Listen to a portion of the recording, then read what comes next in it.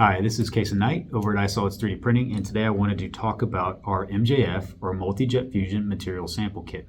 I won't go into the details about the MJF or Multi-Jet Fusion process itself, other than the fact that it is a powder-based 3D printing technology made by HP. So all of these materials originally come to our facility in a bulk powdered form, and all of them require their own dedicated processing stations in order to prevent intermixing.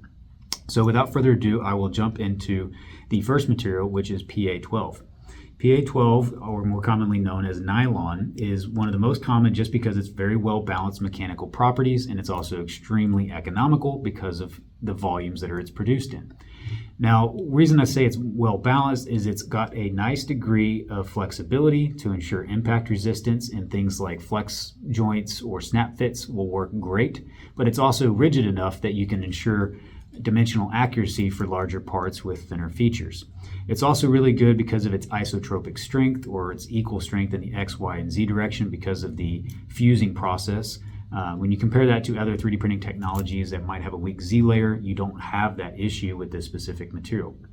Now, one other final thing that is universal to all of these materials is the fact that there is no limitation in respect to how it's oriented when it's printed, because there is no support material. So we can use any type of orientation to maximize the build capacity or optimize the surface finish of the parts. So to just keep that in mind, unlike FDM or SLA, there is no support material. Now lastly, on this specific material is you can notice the gray surface finish. Again, that's somewhat characteristic of the multi-jet fusion process.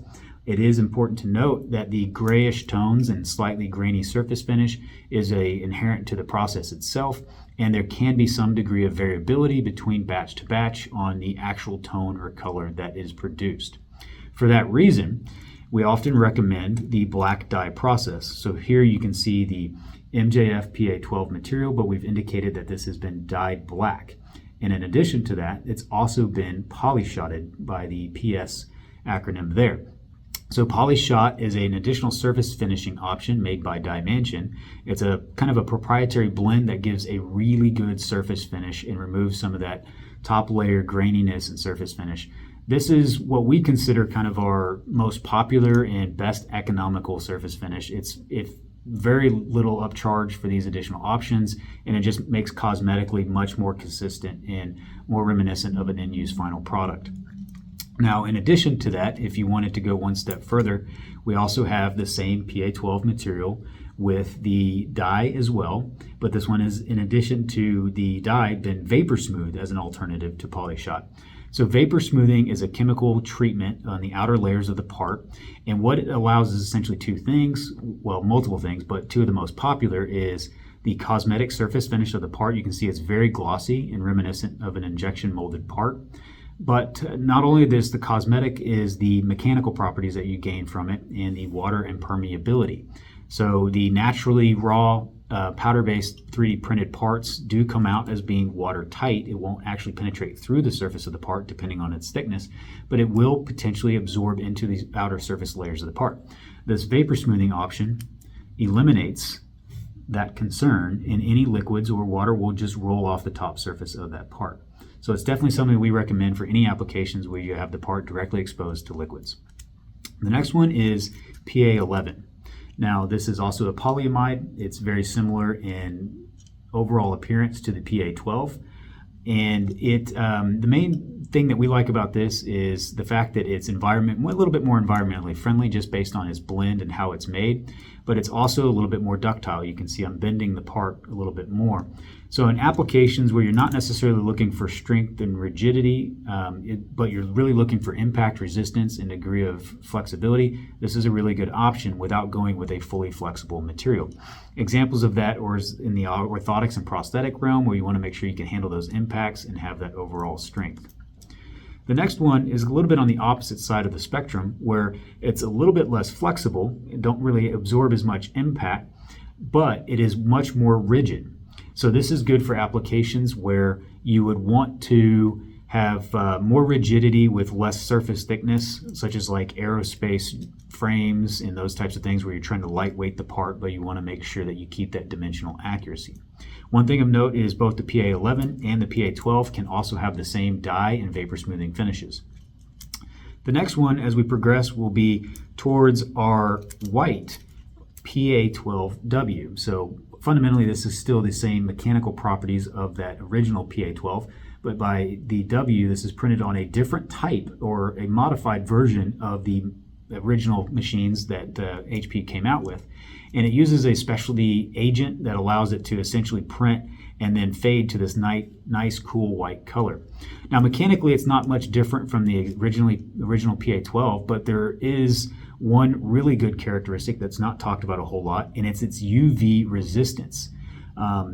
When you compare this to a similar SLS part that's also in white, this will maintain this bright, cool white color for much longer, and it'll maintain its mechanical properties for much longer when being exposed to direct sunlight. This would be really good for medical applications where you need that white color, but you want to make sure you have a nice finish. So the next one I wanted to show is actually, again, the same material, PA12W, but this one had the vapor smoothing addition added to it. The reason we have this as its own dedicated sample is because there is a misconception that some white parts cannot be effectively vapor smoothed without what we call speckling. Now, I would agree that speckling is inherent to the process, and what it is essentially microscopic debris that shows up in the surface of the part after the vapor smoothing process. I will say that we are proud to offer the vapor smoothing with this white technology because we've created a process that allows us to remove any of those microscopic contaminants before it goes in. So it gives you that bright white color with that water impermeability and that nice glossy finish that vapor smoothing will provide. Now, as we move on even further, this one is what we call PA12FC or PA12 full color. Now, again, it is a standard PA12, so the mechanical properties will be similar to those of the other two PA12 materials we mentioned previously, but as you can see, it's just got some nice color built directly into the part. This comes out of our HP 580 machine, and the best part about this is that color is embedded into the surface itself. We're not adding that in any additional post-processing, so it's not only strong, but it gives you the ability to just pretty much apply any RGB colors as needed. Obviously, this is more for cosmetic applications, but you can also think of it for things that might be a little bit more operationally based. For example, SKUs, you can add that directly with great degree of visibility, and you can also add QR codes. So there's some applications that after you see the technology, you might be intrigued to learn more about. Now, as we progress on to the next one, we are getting into our flexible materials. So this one is TPU. In particular, this is made by BASF. There are a couple different TPU blends that are offered on multi-jet technology. This one in particular is the BASF material. And the reason we have elected for that one in particular is because this one allows us to be vapor smooth. So I'll quickly segue to the next one. So as you can see on the original TPU material, it's a little bit grainy, a little bit more grainy than the original polyamide materials. And again, that's just the nature of the material and how it's produced. But that vapor smoothing quickly smooths out the outer layers of the surface parts, and it's really, really good because of its flexibility and basically being able to create all sorts of gaskets in those types of applications. Now, one of the main things about TPU in particular is that it is also considered to be skin safe. So for applications such as prosthetic devices, you can have soft inner liners. And one of the things we're not really showing here on this sample kit, but is really good for these types of materials, is a lattice structure that allows us to basically simulate various durometers or degrees of flexibility and mechanical properties that you would want by simply changing the geometry of a lattice structure that you can build into the part. This has been a really good material addition. The next one is TPA. Now, mechanically, this seems very similar to TPU. The reason that we still offer it, though, is because it is a little bit more economical than the TPU. However, the one thing that it does not really have is that skin-safe contact. So we more or less recommend this for mechanical applications and seals. And also similar to TPU is it does have that really nice vapor smooth finish. So that's a really quick rundown. Hopefully it gave you some high-level insight, but if you have any additional questions about materials or any specifics to your application, please reach out and let us know. Thank you.